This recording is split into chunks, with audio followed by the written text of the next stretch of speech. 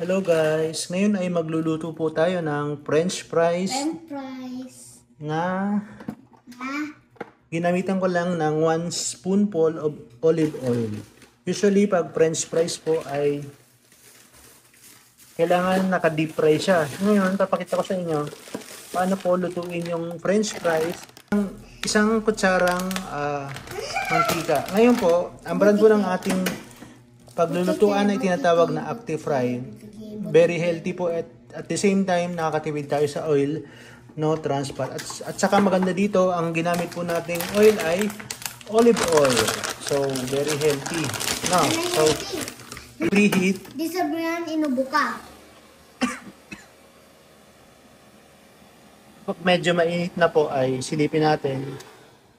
Once na binuksan, excuse me po.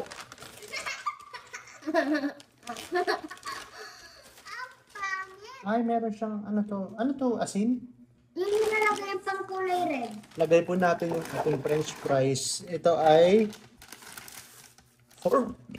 po ay 450 grams. So, on na natin. Set lang ng timer. French fries. So, antayin na lang po natin yung French fries na maluto. Pero bakit hindi siya umiikot? Ayan guys, kung makikita nyo po sa loob ay umiikot yung French fries sa loob. French fries Pasensya na po kayo, may bata dito, makulit. hindi na ako makulit. Ayan po guys, oh. Ayan guys, oh. Umiikot sa loob yung ating French fries. Ang maganda po dito sa mga ganitong lutuan compared dun sa mga yung air fryer, yung pinaka heating element niya po ay hindi direct dun sa food. So, mas healthy po siya na gamitin. Walang contact yung food dun sa pinaka heating element na ginagamit. Usually po kasi pag yung heating element nung fryer natin ay nagtatouch dun sa food, medyo sinasabi na delikado sa ating kalusugan. Ito po, bukod sa 1 spoon lang ng oil yung ginamit natin, ay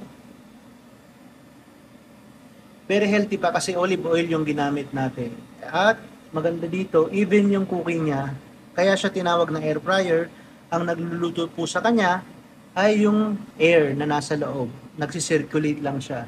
Bale po yung brand natin ay Tipal. Not sponsored, hindi po tayo sponsored. Pinapakita ko lang kung gaano kaganda yung aking lutuan na matagal na pong di nagamit. Almost 7 years. Ayan. So, antay lang po tayo ng 20 minutes. Mamaya po papakita ko kung ano yung outcome niya at kung ano yung lasa niya. So, mamaya babalikan natin yan guys. So, ayan na guys. So, buksan muna natin. Tingnan natin yung appearance na. Ayan o. Ayan na siya guys. So, malutong na. Sobrang lutong na. Isang oil lang yung ginamit natin. Isa pa. Konti na lang. Siguro mga 2 minutes, no? Balik natin. At yun, umiikot nga siya. Crispy yung pinaka-outcome. Ayan guys, patayin na natin kasi feeling ko naman luto na siya. Buksan natin, tingnan natin yung itsura.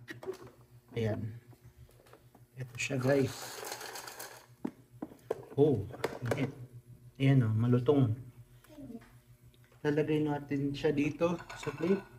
Tapos papatikman natin dito sa isang makulit na nandito. Init! So guys, eto na nga siya. I-transfer na natin dito sa ating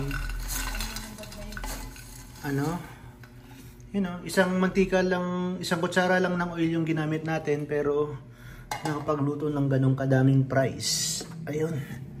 Ayan. Ayan na. Lagyan na natin ng cheese mamaya. So, ayan. Sarap yan.